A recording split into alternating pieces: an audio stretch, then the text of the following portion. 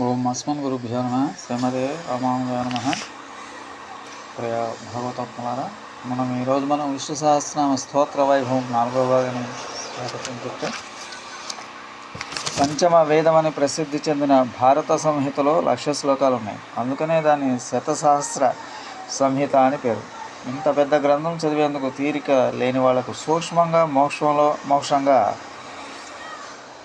సులభ సూత్రంగా భారత సావిత్ర సారాన్ని అందజేస్తుంది సహస్రనామం. ఇందులోని ప్రతినామం 100 శ్లోకాల సారం, 1,00,000 శ్లోకాల సారం 1000 నామాల్లో ఇమ్మడిచి పొడి మాటల్లో వివరించాడు భూరి దక్షిణుడైన భీష్ముడు. ఇందులో కథలు లేవు, కల్పనలు లేవు, సంభాషణలు లేవు, సన్నివేశాలు లేవు, తర్కాలు లేవు, తార్కణాలు లేవు. కానీ చూచాయిగా భారత సర్వస్వమంతా ఈ దివ్యనామ శాస్త్రం ప్రతిబింబించి ఉంది. ఈ విషయం జాగ్రత్తగా పరిశీలిస్తే కానీ పూర్తిగా బోధపడదు. నిజానికి సహస్రనామాలు ఏ నామానికి కూడా మామూలుగా నిఘంటువులు చెప్పే అర్థం వర్తించదు. ఋషులు కీర్తించిన నామాలు కాబట్టి వాటిలో ప్రతి అక్షరం స్వార్థకమై ఉంటుంది. మనం పదాలకు అర్థం చెప్పుకోగలమే కానీ అక్షరాల సార్థక్యం సమకూర్చగల సామర్థ్యం మనకు లేదు కదా. అయినా సర్వవాగీశ్వరేశ్వరుని అనుగ్రహంతో ఆలోచించి తరిచి సారిస్తే నిగూఢమైన పరమార్థం బోధపడకపోదు. ధాతు ప్రసాదం, దీనికి అక్షరాలు అవసరం. ప్రతి పదార్థానికి ధాతువు మూలం. ఆ ధాతువులను లోతుగా పరిశీలన చూస్తే ప్రతి నామంలో రహస్యం బోధపడుతుంది. అప్పుడు కానీ ఇది భారత సారమే కాక భారతీయ సారం విషయం తెలియదు. నిజానికి సహస్రనామం సకలాగమ సారం, వేదసారం. ఉపనిషత్తుల ద్వారా, గీత ద్వారా సహస్రనామంలో చక్కగా చోటు చేసుకుంది.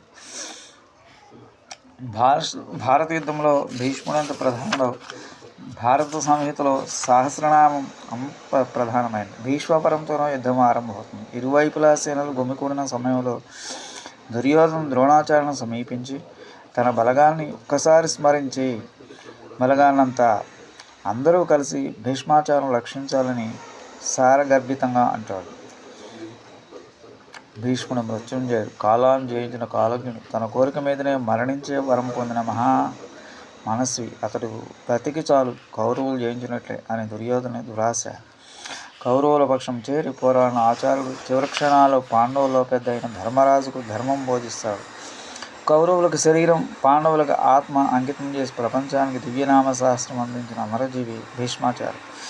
మొత్తం కౌరవ సేనలో భీష్ముడు ఒకరు దక్కితే చాలని దుర్యోధన భావించినట్లే సమస్త భారత సంహితలో సహస్రనామం మిగిలితే చాలని భావించిన భావకులు అనేకులున్నారు. వ్యాసమహర్షి రచించిన మహాభారతం సుదీర్ఘ వృత్తాంతాల్లో కూడా ఒక దీర్ఘ వృత్తం, ఎలిప్స్. దానికి 2 బృహత్ కేంద్రాలు, భగవద్గీత, సహస్రనామం. వీటిలో వేటి కవి